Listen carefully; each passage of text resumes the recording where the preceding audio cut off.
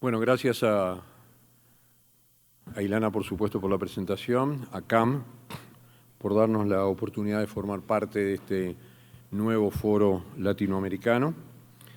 Este es un panel integrado por 4 protagonistas, o sea, hay expositores, bueno, pero ellos son protagonistas, ellos han sido protagonistas y una vez que uno lo es, sigue siéndolo.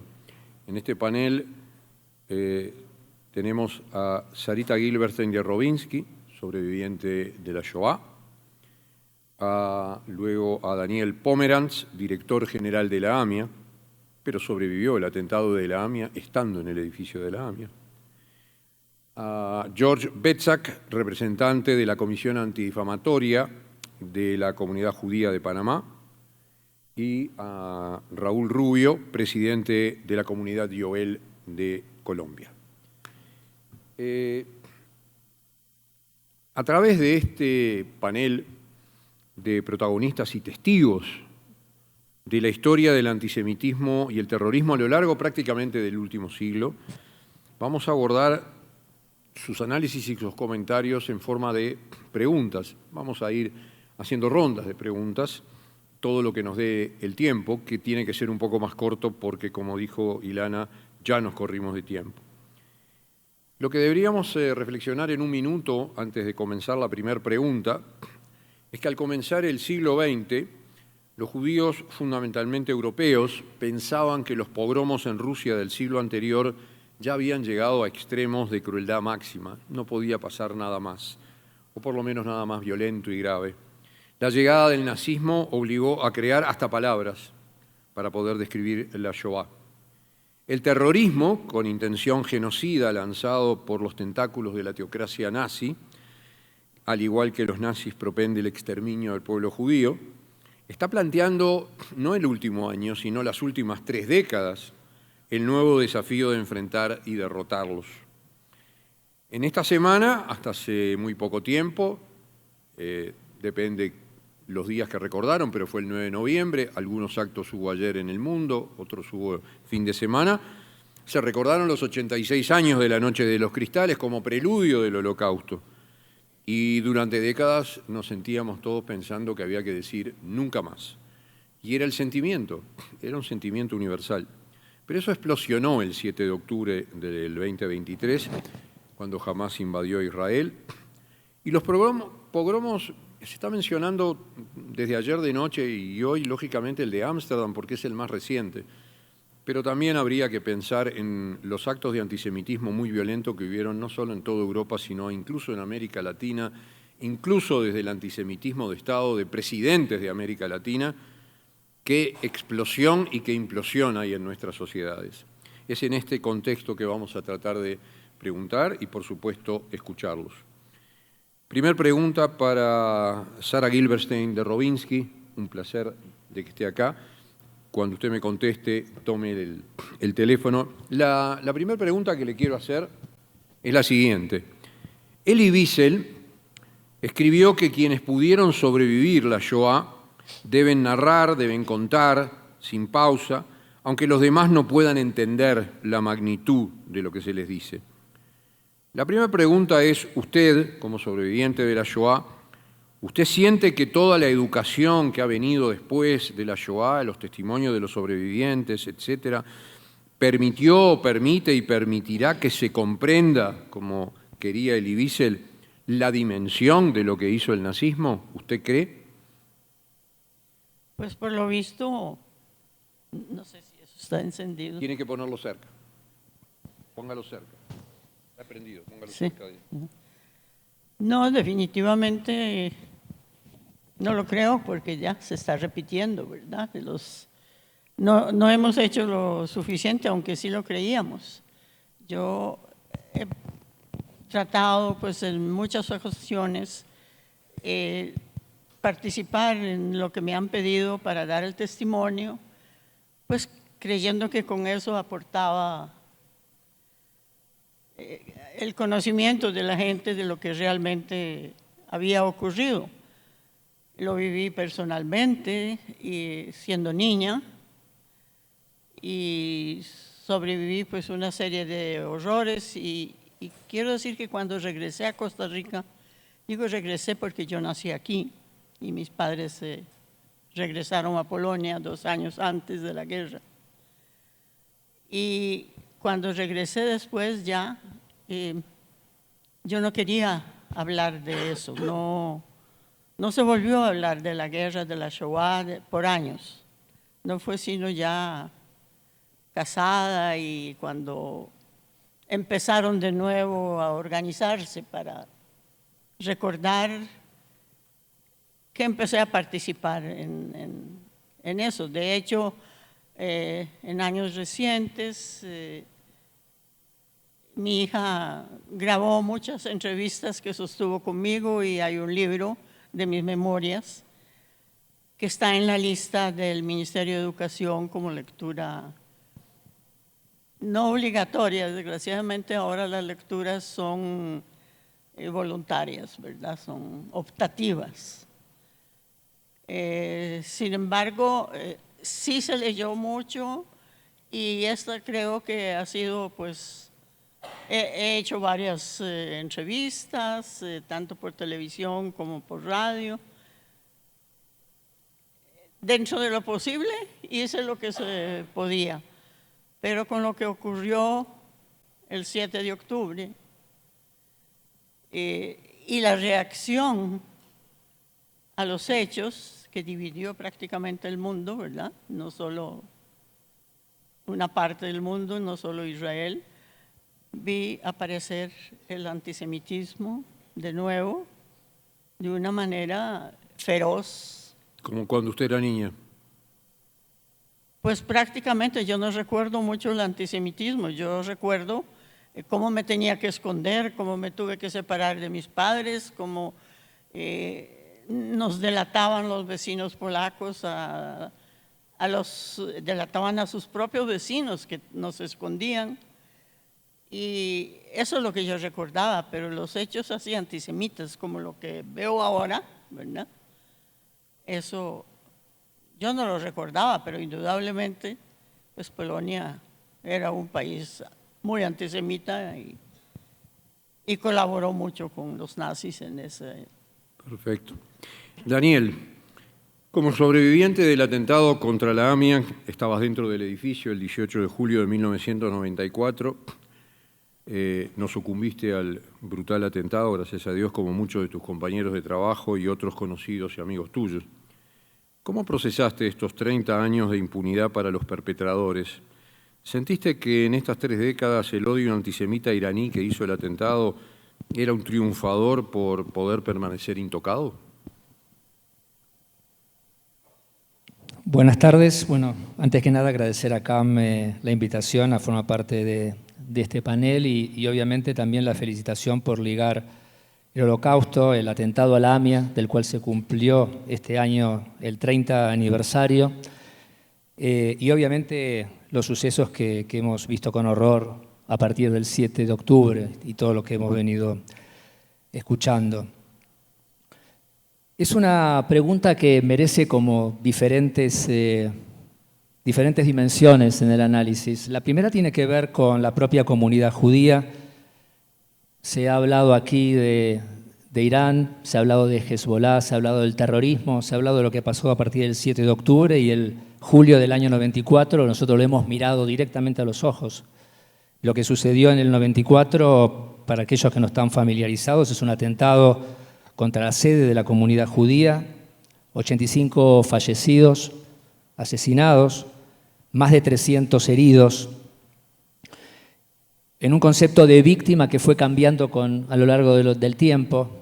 Quizá una referencia podemos hacer sobre eso. Entonces, la primera dimensión tiene que ver con la comunidad judía, si creemos que ha triunfado, si creemos que la impunidad genera una sensación de derrota. La primera tiene que ver con la comunidad judía organizada, logró sobreponerse al dolor a pesar de los muertos, a pesar de que durante unos pocos instantes la AMIA no existió, en ese momento suspendido en el tiempo, ¿no? En esos segundos que transcurrieron después de las 9:53 de la mañana del 18 de julio del 94.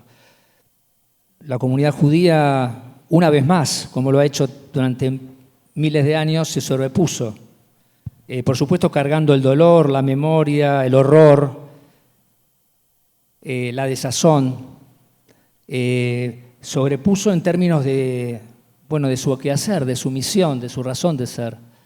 Y no me refiero a las cuestiones físicas, edilicias, sino que me refiero a las actividades, a esa misión que le debían hacer en 1894 y que al día de hoy, resignificada, revisada, actualizada, sigue vigente. Por supuesto que la segunda dimensión tiene que ver con la justicia, porque 30 años después no hay nadie penando por el crimen que cometió. Está probado por la justicia argentina que hay pruebas que orientan a Irán. De hecho, hay alertas rojas para ciudadanos iraníes y libaneses por su participación en el diseño y en la ejecución de este crimen, pero no hay nadie penando no hay en cárcel. Por supuesto que las alertas rojas no han sido efectivas, estos funcionarios circulan por países amigos, y en términos de la comunidad internacional, especialmente la comunidad democrática, el conjunto de países democráticos, no han logrado, y esto lo hemos visto palmariamente, lo hemos escuchado tantas veces desde ayer a la noche hasta hoy, no se ha asumido adecuadamente el fenómeno del terrorismo, las consecuencias que tienen, no solamente para la comunidad judía, como bien comentó y mencionó Pilar, sino para todas las sociedades. La tercera dimensión, Eduardo, me parece que se orienta a las instituciones nacionales. Y acá ha habido, en el caso de la Argentina, un fallo del Estado Nacional. No ha prevenido esto, y recordemos que 2 años antes en la Argentina había sucedido el atentado contra la Embajada de Israel en nuestro país. Es decir, que no fue un hecho sorpresivo, había antecedentes que orientaban a pensar de que tal vez podía suceder de nuevo, y sucedió de nuevo, con menos de 2 años con posterioridad. Y por supuesto, cuando hablamos del Estado nos referimos a sus diferentes poderes. El Poder Judicial no ha logrado 30 años después condenas, el Poder Legislativo no ha logrado instrumentos adecuados, y algunos que ha habido en estos 30 años fueron muy tardíos. El abrazo a las víctimas no existió durante más de 2 décadas, también fue muy tardío, también fue extemporáneo, y tal vez también sucedió cuando muchas de estas víctimas sobrevivientes habían muerto. Y por supuesto el Poder Ejecutivo también, que no ha logrado en su momento y con posterioridad. Tal vez podemos dedicarle unos minutos después, porque ha habido un reciente fallo de la Corte Interamericana que hace referencia a esto. Perfecto. George, a pesar de que el atentado contra el avión de alas chiricanas en Panamá fue 24 horas después del atentado a la AMIA, fue un crimen que se comprobó bastante rápidamente como crimen, que era otro atentado terrorista de uno de los tentáculos de la teocracia iraní, pero llevó muchos años tenerlo presente en forma mundial en la agenda. De hecho, harán 6 años, 7 años. Y todo ello a pesar de haber sido una masacre que no dejó sobrevivientes. ¿Cómo nos podés explicar, como dirigente de la comunidad judía panameña, este proceso? Y más aún la convivencia con el dolor de todas las familias. Murieron 12 pasajeros, eran judíos. ¿Cómo vivieron ese dolor o cómo convivieron con ese dolor las familias de las víctimas que veían que no había justicia, pero ni siquiera había memoria? Muchas gracias por la pregunta, muchas gracias por la invitación a Cam y a Shai. Un placer estar aquí con todos y con este panel de lujo al que me han invitado. Para un poquito de contexto, para los que no sabían, el 19 de julio de 1994, regresando de la ciudad de Colón, que es una ciudad a solo 70, 80 kilómetros de la ciudad de Panamá, donde muchos empresarios de la comunidad y en general de Panamá trabajaban, a eso de las 5 de la tarde, en su regreso, no más de 20 minutos después de que el avión despegó, el avión estalló. Habían 21 pasajeros, entre ellos 3 de la tripulación y 12 personas de la comunidad de Panamá. Fue a no más de 2 horas que ya lo peor se sabía y bueno, efectivamente no hubo sobrevivientes. Tal cual como mencionas, Eduardo, ha sido un tema y fue un tema de mucha oscuridad, probablemente el punto de mayor oscuridad para la comunidad de Panamá. Y atándolo un poco a lo que decía Dani, aquí uno de los problemas más grandes es que las personas no sentían, que supieron realmente qué fue lo que pasó y por eso no lo querían hablar por muchísimos años, casi 25 años, hasta que se organizó el primer evento.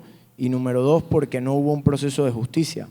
Dentro de las personas que fallecieron habían muchos empresarios prominentes de la comunidad, familiares, padres de amigos, abuelos de amigos y también personas que no eran de la comunidad y todos pedían justicia. Por muchos años el tema realmente no se habló por miedo quizás a decir algo que no estaba claro, aunque para muchos de nosotros era obvio lo que había ocurrido, que fue un ataque terrorista cuando el cuerpo de una persona nunca fue reclamado en la morgue. No fue hasta el 2018 en el que en ese entonces presidente de Panamá, el señor Juan Carlos Varela, se reunió con el primer ministro de Israel, Benjamín Netanyahu, y le confirmó que había sido un ataque terrorista por una organización llamada Ansar Allah, que es un alias de Hezbollah. Creo que fue en ese momento que la gente, y no necesariamente quiero hablar por familiares de las víctimas, sino el sentimiento general, se sintió mucho más cómoda para hablar del tema al ya haber un tercero que justificaba y nos daba un respiro, porque el dolor pues realmente no se ha ido. En el 2019 se generó un movimiento llamado Conciencia Viva por miembros de la comunidad, miembros del país, no es algo comunitario, donde se conmemoró el primer acto formal en el Parlatino, al cual asistieron embajadores, el presidente de la República de ese momento, gracias, el señor Nito Cortizo, y a partir de ahí es que la comunidad y todo el país ha empezado a recordar esta tragedia por los últimos 5 años, inclusive en pandemia. Creo que el dolor no se supera, mas sin embargo esta conclusión que nos trajo el primer ministro israelí ha ayudado a aliviar un poco el dolor, el duelo, gracias. Sin embargo, también me uno al sentimiento que la justicia real aún no se ha alcanzado. Raúl, tú has estado en Israel meses después del 7 de octubre y has visto los kibutzim destruidos, las casas quemadas, los edificios de las ciudades del norte bombardeadas. Te tuviste que, o refugiar o no, pero los misiles pasaron por encima de tu cabeza. Las ciudades sin gente porque tuvieron que convertirse en refugiados en su propio país. La zona del concierto Nova, con cientos de autos que están ahí, baleados, calcinados, amontonados. ¿Cómo te sentiste el primer día, el segundo día, cuando llegaste a Israel y viste una parte de todo lo que finalmente llegaste a recorrer, pero lo viste en persona, ya no por televisión o por el teléfono? Gracias. Buenas tardes a todos. Gracias a Cam, Shai, por esta invitación. Yo les puedo decir que encontré a un Israel resiliente, pero en desolación. Una situación de estrés, no postraumático, porque allí el trauma es constante. Ver niños salir a la guerra, animados por sus padres, que ya estuvieron en todas las guerras, y seguir luchando porque Israel se mantenga. Estuvimos en un viaje humanitario organizado por KKL, al cual pertenezco, e hicimos un viaje que realmente conmovió mi corazón, ver los kibutz, ver estos lugares que son 99% Gan Eden, 1% infierno, pero ese 1% termina superando el otro porcentaje, dicho por ellos mismos. Ver a un anciano, a un hombre grande de 76 años, caminar por el kibutz y decir: yo de aquí no me voy, esta es mi vida, esta es mi casa, mientras el resto de lugares están desocupados y ellos viven en hoteles cercanos a donde nos hospedamos, fue demasiado surrealista e impactante. Estábamos en el Cótel, a Maraví, pasamos caminando y fuimos a Mamila, a este bello mall, a comer, a un buen lugar con mi esposa, y de pronto las alarmas en Jerusalén y los misiles hipersónicos iraníes pasando por encima y viendo la reacción del cúpula de hierro. Parecía una película de terror. Entrar a un shelter de un centro comercial y ver que allí están árabes israelíes con sus hijos alzados, judíos religiosos con 5 niños, donde la mayor está ayudando a ingresar a los más pequeños al shelter para guardar su vida. Ver a esta cantidad de personas en la incertidumbre de cuánto durará esto, y lo que todos coincidían en decir es: sobre Jerusalén no había sucedido esto, no había pasado esto. Vengo de Colombia, conozco la explosión de las bombas, me correspondió un atentado terrorista en aquel entonces por el narcotráfico.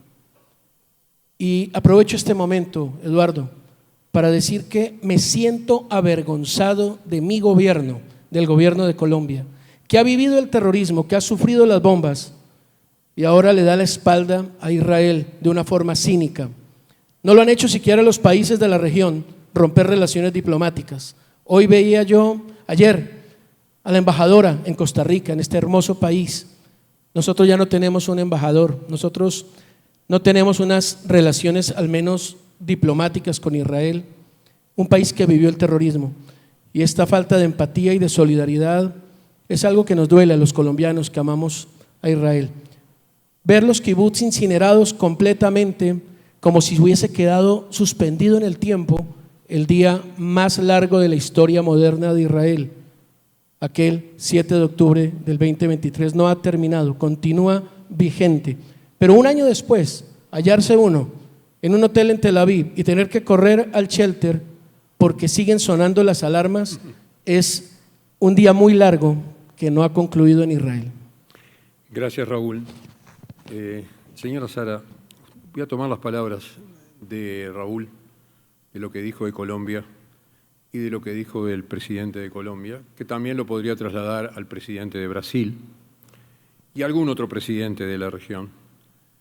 Ellos han comparado en los últimos meses, han dicho cosas como Auschwitz, Gaza es igual a Auschwitz, los judíos le están haciendo, eso lo dijo el presidente de Brasil, los judíos le están haciendo a los habitantes de Gaza lo mismo que hicieron los nazis.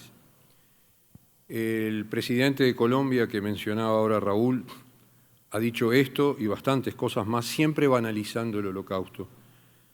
Y la verdad que yo, mientras públicamente he criticado con la mayor dureza posible que se puede desde mi lugar esas barbaridades que además nos significan incitación al odio para todos los judíos, siempre pensaba, y por eso le quiero preguntar ahora a usted, que tengo la oportunidad, usted como sobreviviente de la Shoah, ¿cómo estará sintiendo alguien que vivió todos los horrores de la Shoah, que 70, 80 años después, venga alguien que ni más ni menos que es presidente de un país, uno de un país de más de 200 millones de habitantes, y pueda decir eso? O sea, ¿cómo se siente un sobreviviente cuando siente? Porque eso ya es mucho más que un insulto, es mucho más que un agravio. Es como querer borrar su vida y borrar la vida de todos sus seres queridos y de toda la historia.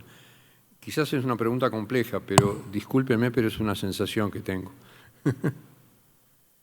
Bueno, yo no voy a hablar, es decir, la indignación es enorme, enorme, y la desilusión muy grande. Yo era siempre como muy optimista, yo decía que había que recordar, pero que había que seguir viviendo y había que seguir haciendo lo que estábamos haciendo, ¿verdad? Todos. En mi caso particular, en Costa Rica, por ejemplo, mi esposo era escritor, dramaturgo y uno de los más importantes de la segunda mitad del siglo XX y principios de este. Y era muy bien acogido, muy representado y publicado.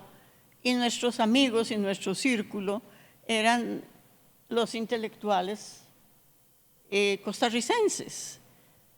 Los gobiernos, algunos eran muy amigos de Israel, en realidad la mayoría, otros menos amigos, pero nunca enemigos, ¿verdad? Sin embargo, mi desilusión, mi dolor, esta vez después del 7 de octubre, fue ver a estos amigos de toda una vida, intelectuales de izquierda, repitiendo como burros el eslogan del río al mar,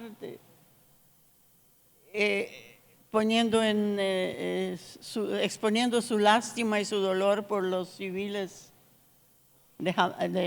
palestinos. En ningún momento se reconocen como antisemitas, pero en realidad eso es lo que traen, eso es como en la ADN ya, y que siempre el culpable será el judío, y en este caso Israel, ¿verdad? Así es que es muy, muy triste, muy doloroso y nos ha afectado mucho. Personalmente tengo hasta un caso particular de una nieta que era profesora de psicología en la Universidad de Costa Rica y empezaron los estudiantes, como es la Escuela de Estudios Sociales, siempre llena de más de izquierdas, ¿verdad? La persiguieron, la amenazaron virtualmente. Ella tuvo que pedir protección. El decano le dijo que es que había sido muy violenta al defender a Israel, como quien dice, te lo ganaste. Y ella tuvo que retirarse de la universidad y dar las clases virtuales, y llegaron hasta espantar a su clientela particular de su clínica. O sea, hay un grupo en Costa Rica pues organizado y probablemente pagado, como suponemos, ¿verdad? O sabemos. Y ha sido muy, muy doloroso y muy desilusionador para mí que no tuve infancia, ¿verdad? En realidad. Porque yo viví ese horror de una manera, pues, muy, muy grave para un niño que se lo separan de sus padres, que tiene que ir de casa en casa, vivir con el miedo constante de que lo van a descubrir. Y, en fin, llegar aquí a Costa Rica fue una gran ilusión. Yo en mi juventud no sufrí ninguna manifestación de antisemitismo y nunca creí que en Costa Rica se pudiera vivir lo que se está viviendo ahora. Pero como se dijo acá, y lo dijo Pilar Rahola, entre otros, lo que está dentro en algún momento aparece. Exactamente. Y si no creemos que no va a aparecer, cuando aparece y no estamos preparados, el dolor es más grande, ¿no? Así es. Lamentablemente. Pero su testimonio es invaluable. Muchas gracias. Daniel, ¿cómo sigue la vida después de sobrevivir un atentado terrorista? Viendo además que puede no ser el único, ya que en Argentina era el segundo, como tú dijiste muy bien, en 2 años, y que los planificadores, los ejecutores y los cómplices pueden estar muy cerca, pero seguro que están libres. Sí, dentro de las 85 víctimas, 29 eran compañeros de trabajo, personas que diariamente me encontraba, dialogábamos, generábamos proyectos en común y, por supuesto, 29 vidas, 29 familias que fueron cegadas esa mañana. Por supuesto que la respuesta, Eduardo, tiene un componente personal, es decir, una introspección, una reflexión de tipo personal. Todos nosotros, en algún momento de nuestras vidas, miramos para atrás y tratamos de entender cuáles fueron los puntos de inflexión, en qué momento han sucedido cosas que nos transformaron y que nos fueron constituyendo en lo que somos hoy. No somos lo que fuimos en el pasado, somos la sumatoria de una cantidad de sucesos que nos han pasado y obviamente que esa mañana de julio del 94, en mi caso, fue un punto de inflexión. Me llevó a tomar una cantidad de decisiones, ¿no? de tipo personal, en lo que tiene que ver con mi vida familiar, en lo que tiene que ver con mi vida académica. Tomé un rumbo diferente. En ese momento también tomé la decisión, no fue algo consciente tal vez, no todos estos procesos son conscientes, pero con el correr del tiempo me di cuenta que la reflexión me llevó también a decidirme enfocar mi vida profesional a la comunidad. Esto fue una decisión, no lo era en ese momento, bueno, no era totalmente. Digamos, mi vida profesional transcurría dentro de la comunidad judía, pero también en otros proyectos personales. Y eso fue una decisión que se fue dando. Por eso los años posteriores, los pocos años posteriores, significaron un momento de cambio personal. Por supuesto que también desde lo institucional. Algunos legados de aquel momento, sus ecos siguen transcurriendo hasta el día de hoy. Hoy son muy habituales, no solamente en Buenos Aires, sino que hemos exportado los pilotes que son un oprobio en cada frente de cada comunidad judía y que permite que cualquier persona camine por la calle e identifique. Esa es una institución judía porque requiere defensas. Eso es una herencia, una horrible herencia del año 94 que hoy sucede en tantos otros lugares. Por supuesto, la necesidad de establecer criterios de seguridad diferente. Eso también es otra, desde lo institucional y ya desde lo comunitario en general, es una consecuencia del 94. El 94, el atentado del 94 en AMIA, significó no solamente puntos de inflexión en la vida personal de todos los que de una u otra manera estuvimos involucrados, y digo también indirectamente, ¿no? No solamente quienes estábamos en ese edificio, me refiero a, no sé, un padre que mandaba a sus hijos a una escuela judía y el día posterior se preguntó, mientras dialogaba, mientras desayunaba con su esposa, ¿debemos seguir mandando a nuestros hijos a una escuela judía? ¿Es un lugar donde nuestro hijo está a salvo? Son decisiones trascendentales que obviamente que mueve este horror que sucedió esa mañana. Así es.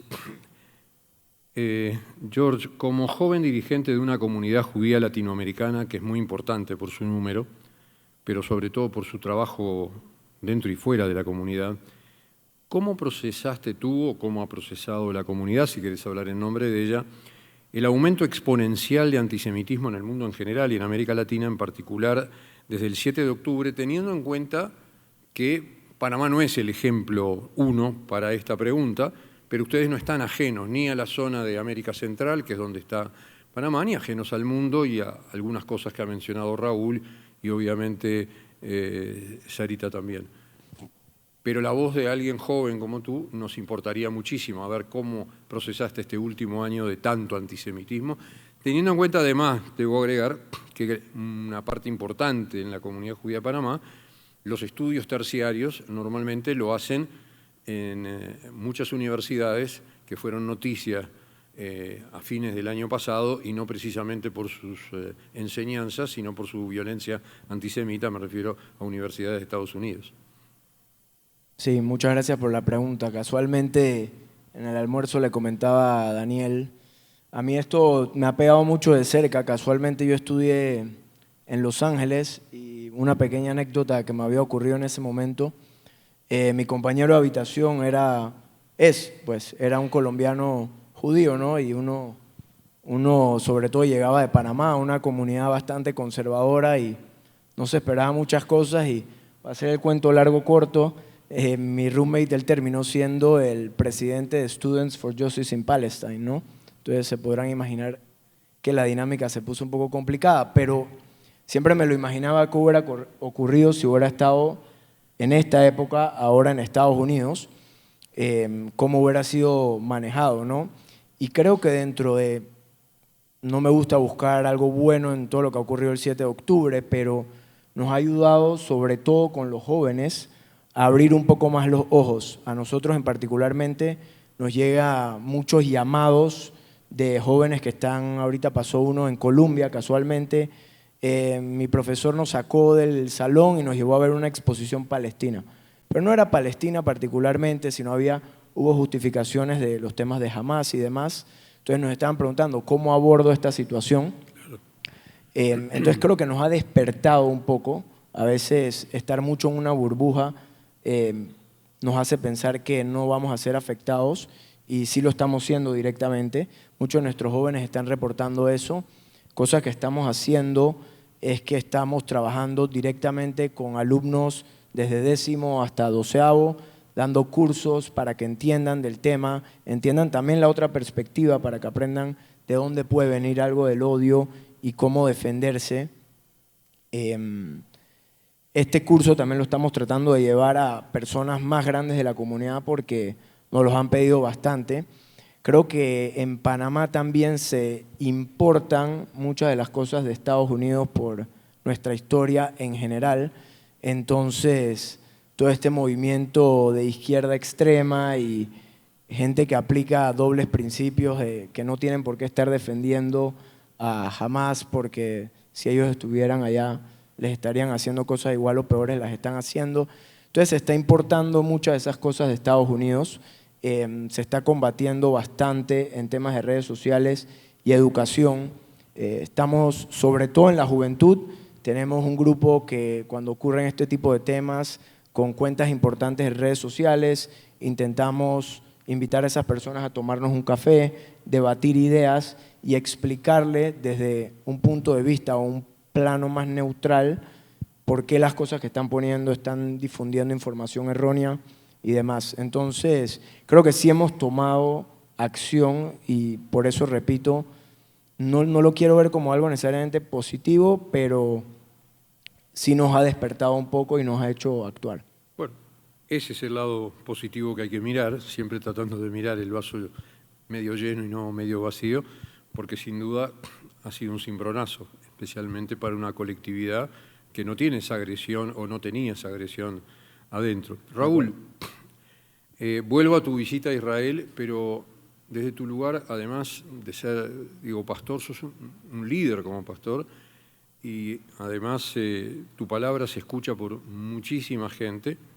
Entonces yo le pregunto al pastor, al líder que le habla a la gente, a mucha gente, estando en Israel, si yo estuviera contigo en Israel, te preguntaría, ¿qué puede llevar a un ser humano, porque es un ser humano, después las calificaciones vendrán después, a quemar bebés, a violar a una madre delante de los hijos, después matarlos a todos, a quemar una casa con sus ocupantes adentro? ¿Qué le lleva a un ser humano, a muchos seres humanos, a decir hay que hacer eso y al otro hacerlo, filmarlo, mandarlo orgullosamente el video a sus padres y los padres estar muy emocionados porque le está mostrando cómo ha asesinado en vivo? Es una reflexión humanista que me parece que nos debemos todos y que sería muy bueno que nos las pudieras compartir. Gracias. Sí, caminando allí pensé muchas cosas. El olor todavía de las casas quemadas es fuerte. Y mi respuesta fue la siguiente: ¿qué lleva a un ser humano a hacer esto? El adoctrinamiento, la enseñanza continuada, generación tras generación, que les lleva a creer que están haciendo lo correcto. Yo pensaba en los juicios de Nuremberg, cuando estos nazis eran colocados allí y decían, es lo que tenía que hacer porque así fui educado. Y aquí, como pastor, voy a tocar un tema sensible, ya que me haces esta pregunta. Cuando Martín Lutero hace la traducción de la Biblia, descubre que muchas cosas se estaban enseñando mal, se tradujeron mal y por ende se enseñaron mal, y entonces él va a su máxima: escritura, solo escritura, publica sus tesis en la Catedral de Hamburg y es expulsado de la iglesia tradicional.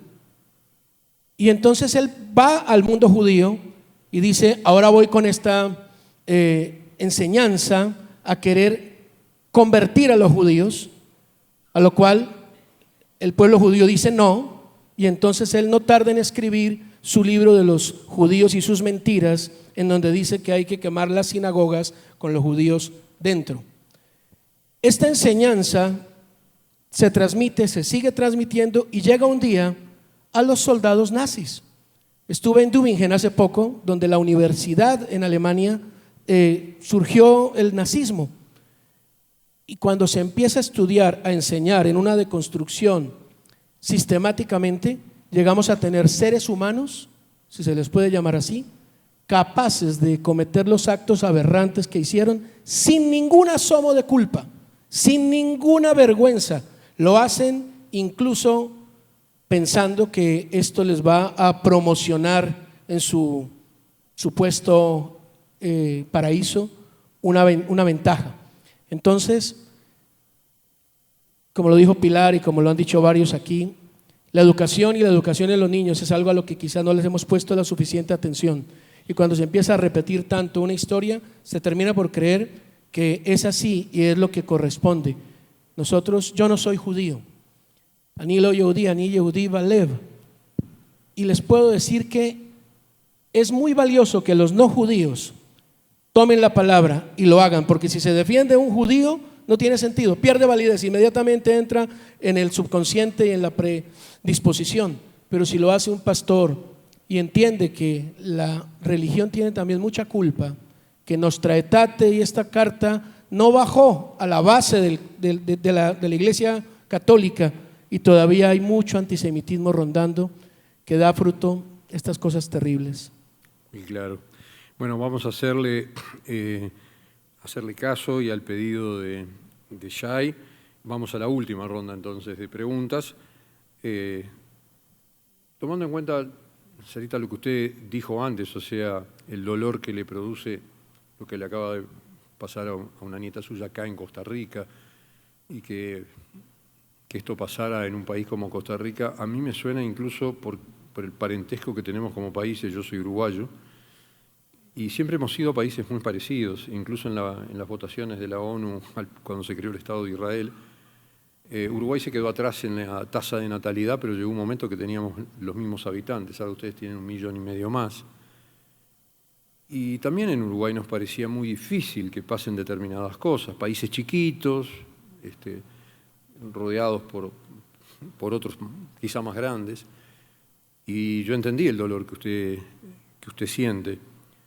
Pero pienso también que el 7 de octubre mismo fue un aturdimiento, o sea, el mismo día, porque uno le costaba creer que estuviera escuchando o viendo lo que estaba escuchando viendo. Pero en 2 o 3 días, cuando además ya a los 2 o 3 días pasó lo que dijo Pilar Rahola, a partir de los 2 o 3 días la culpa era de los judíos, los asesinados eran víctimas, etcétera, etcétera, ya uno empezó a sorprenderse.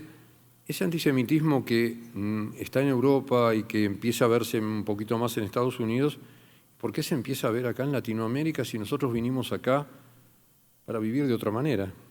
Y usted mismo lo dice, nació en Costa Rica, pasó la Shoah y volvió a Costa Rica. ¿Por qué? Porque acá se viviría de otra manera.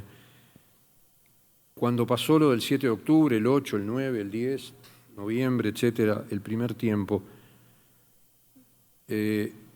usted sintió, no digo que fue un error, pero usted sintió como que habré tenido razón en volver a América Latina y a mi país de nacimiento, me habré equivocado. ¿Dónde tengo que estar después de la Shoah cuando pasa esto que parece que tiene cosas no estoy comparando, pero que tiene cosas parecidas? ¿Pasará esto acá? Y usted lo acaba de contar que pasó. O sea, ¿cómo se sintió en esos primeros 3 o 4 semanas, teniendo en cuenta su vivencia personal? El micrófono. Primero uno queda en shock, ¿no? Total. Sí, yo no podía creer que eso estaba pasando. Y empezamos a buscar culpables también. Se culpaba al gobierno israelí que se descuidó, ¿verdad? Claro. Que eso no debió nunca haber ocurrido. Eso sentíamos todos. Pero, bueno, yo nunca pensé que eso me motivaría ir a vivir a Israel, porque aquí he hecho mi vida, tengo 90 años, y ciertamente no estoy para emigrar a ningún otro lado. Pero sí, la solidaridad aumentó notablemente y está uno más listo a creer todo lo que diga Netanyahu y los voceros del ejército y descartar las otras informaciones. Y nos fuimos, me fui dando cuenta que el antisemitismo es la razón principal y que la hemos descuidado,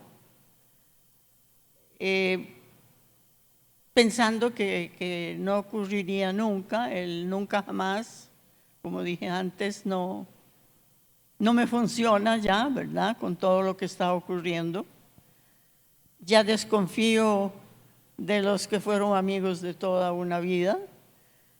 Es decir, me ha afectado personalmente muchísimo, y la preocupación por Israel y ver de que eso no termina y que se está más bien ampliando, está uno viendo la actitud de Irán, que es un peligro para el mundo entero, que en realidad no hay un lugar seguro.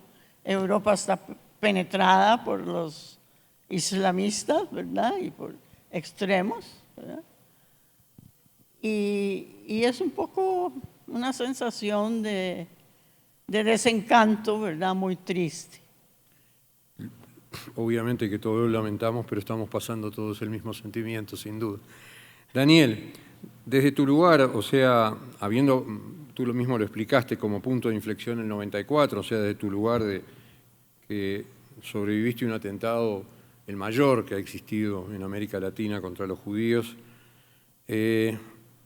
Ahora vamos a octubre del 23, o sea, yo sé que como profesional de la vida judía estuviste eléctrico como todos, con las noticias, con cosas que acaba de decir Sarita, pero también en la parte personal uno vive su parte personal. En un momento que uno llega a casa y mira su teléfono, sus noticias, su familia en Israel, sus conocidos, sus amigos.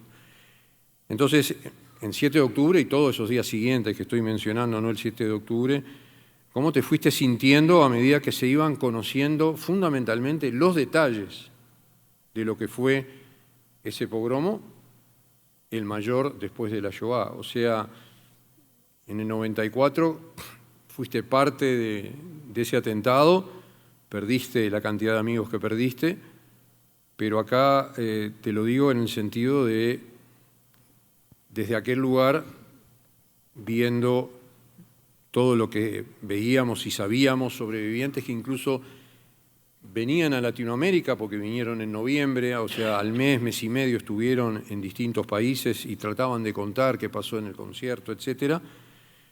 Pero desde ese lugar de haber sido víctima de algo tan grande, ¿cómo te fuiste sintiendo? Pero fundamentalmente cuando ibas conociendo esos detalles que parecían imposibles de imaginar, si te lo hubiera alguien preguntado en relación a lo que pasaste en el 94, 2-3 meses antes, hubieras dicho, vamos a cambiar de tema porque estamos desvariando. Sí, desde lo personal, como hablábamos antes, cada uno va procesando lo que va sucediendo en función a sus aprendizajes, a su experiencia. Lo primero, lo que nos sucedió a todos, ¿no?, una confusión muy desestructurante, tomar verdadera dimensión del horror que había sucedido, de la matanza, del salvajismo que no habíamos visto con anterioridad. Pero claro, no podemos discernir lo personal de los compromisos, compromisos desde como judíos, como integrantes de una comunidad, como profesional de una comunidad, como líder de una comunidad, porque todos nosotros los que estamos aquí desempeñando roles comunitarios tenemos una altísima responsabilidad y lo que sucede en Israel nos impacta y nos convoca. A mí me parece que tenemos que hacer una reflexión vinculado con los instrumentos, ¿no?, de cómo abordarlo. Mucho de esto se ha dicho aquí, tal vez La educación es un concepto que hemos reiterado una y otra vez, lo hemos escuchado en el panel anterior. Recién escuchábamos al pastor y él hacía una muy certera referencia a la relevancia que tiene la educación. Por supuesto que el ejercicio de la memoria es otro elemento, ¿no? Que me parece que es muy relevante. Los judíos tenemos un ejercicio de mucho tiempo, ¿no? Seguimos conmemorando la salida de Egipto, ¿no? 3.300 años después, todo en cada Pesaj. Así que el ejercicio de la memoria para nosotros es un elemento importante. Pero el ejercicio de la memoria también son los actos que hubo el 7 de octubre en cada uno de nuestros países, en algunos lugares mucho más multitudinarios, en otros quizá más pequeños, pero todos clavando una pica en la agenda pública.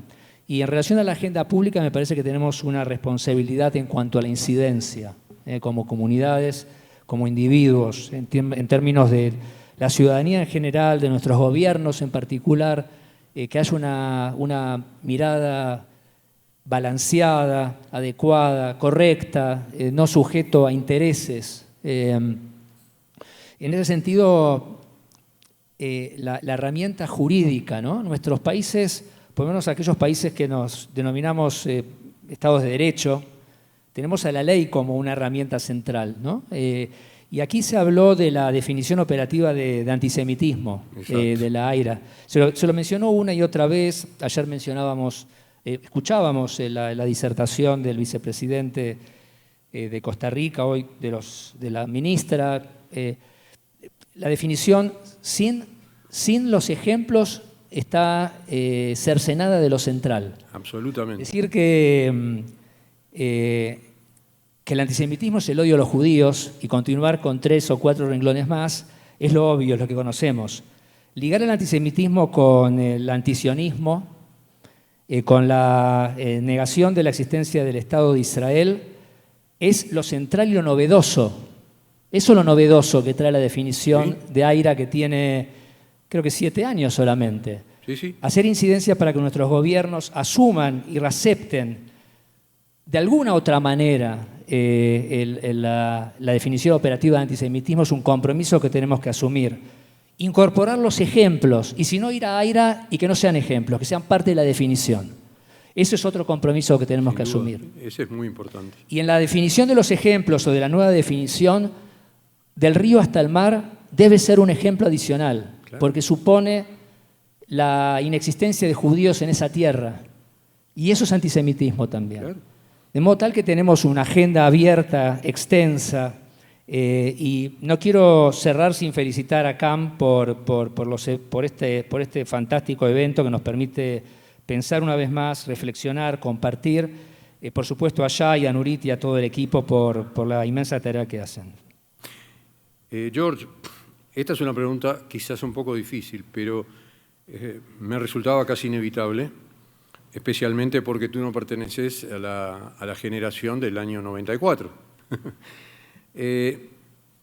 ¿Tú sentís, o la comisión en la que estás tú, la comunidad, siente que en este contexto nuevo, tomando las palabras de Daniel, que hay desde el 7 de octubre, de hace 13 meses y medio, sentís que un atentado terrorista o similar, como el que se vivió en Panamá con alas chiricanas, puede repetirse, pero no por el hecho de que Hezbollah quiere atacar objetivos judíos, sino que este odio puede repetirse, no importa que sea en un país que de repente es muy amigo de Israel, etc.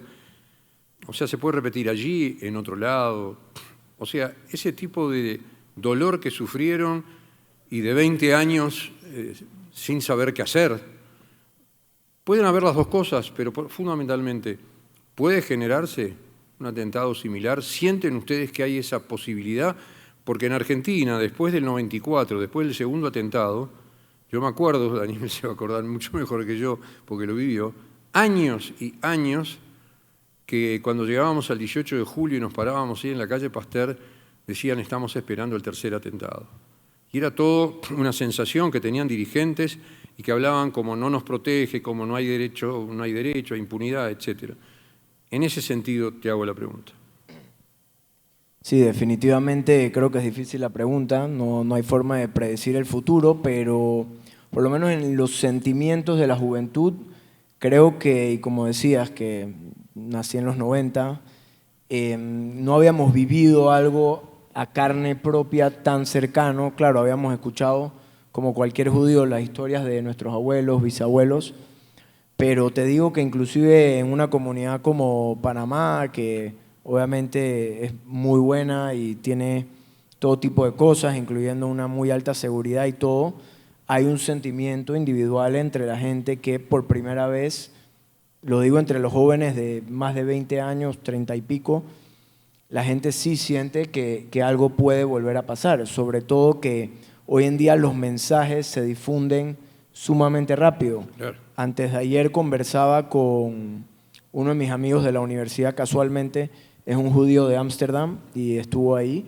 y me comentó, me dijo lo mismo, aquí sí siempre los escuchábamos a ustedes diciendo que Europa se va a convertir tal, pero los ignorábamos, aquí no pasa nada. Y me dijo, por primera vez en mi vida, ya yo estoy evaluando si me voy a Israel, me voy a Panamá, que te conozco a ti, etc. Yo, una respuesta muy personal, creo que sí tenemos los estamentos de seguridad para protegernos, sin embargo, y en toda la temática que hemos vivido acá, creo que ya la seguridad es la última barrera. Creo que en estos tiempos tenemos que hacer un trabajo mucho más de educación, ¿no? Creo que ya las generaciones que tienen unas edades de la mía hacia arriba, ya nada más tenemos que protegernos y hacer un buen trabajo de educar a las generaciones a lo interno y a lo externo, para evitar el odio y cero tolerancia al odio, ¿no? Pero sí creo que algo puede pasar. Muchas gracias. Bueno, Raúl, voy a recurrir de vuelta a tu mensaje. Además, yo voy a hacer un pequeño cierre, pero es el cierre del panel. Después de haber estado en Israel, como hemos hablado en las preguntas anteriores presencialmente, y ver lo que viste, si bien esta pregunta es retórica, de acuerdo a todo lo que hemos hablado entre ayer y hoy, pero desde tu posición, desde tu pensamiento, tú como líder espiritual, ¿qué explicación le estás encontrando, aparte de la que ya diste, a esa ola universal de antisemitismo a todo nivel que estalló el último año, pero como bien dijo Sarita, uno no ve la luz al final del camino? O sea, no la ve decreciendo, desviándose, o sea, la ve que hay que combatir, un poco lo que se dijo hoy.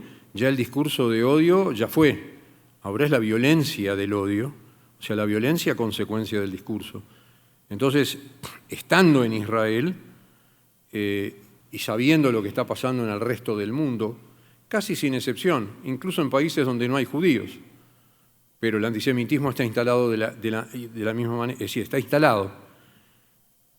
¿Cómo nos transmitís de que eso, después de 80 años de terminada la Shoah, vuelva a tener esta fuerza, esta vehemencia y ya no discurso de odio, sino odio en sí mismo? Adelante. Bueno, yo creo que como soy el último me toca lo más complicado. Como pastor, permítanme hablarle como líder espiritual. El pueblo de Israel es el pueblo que nos ha dado el ejemplo a toda la cultura judeocristiana de la vida, de la esperanza, de la emuná, de la bitajom, la fe, la confianza. Siguen siendo un ejemplo y lo seguirán siendo para todos nosotros. Ya no están solos como en otrora, querida Sarita. Hemos hecho marchas de la vida en Colombia. Shai ha estado con nosotros acompañándonos. Cuando no había ocurrido 7 de octubre, estábamos diciéndole a los colombianos y a los sobrevivientes de la Shoah, no vamos a permitir que esto suceda, al menos a nuestro alcance y mientras estemos aquí en Colombia. Son unas palabras de esperanza. Israel no es el mismo. El Israel de otrora no es el mismo de ahora. Escuchar a George hablar me inspira.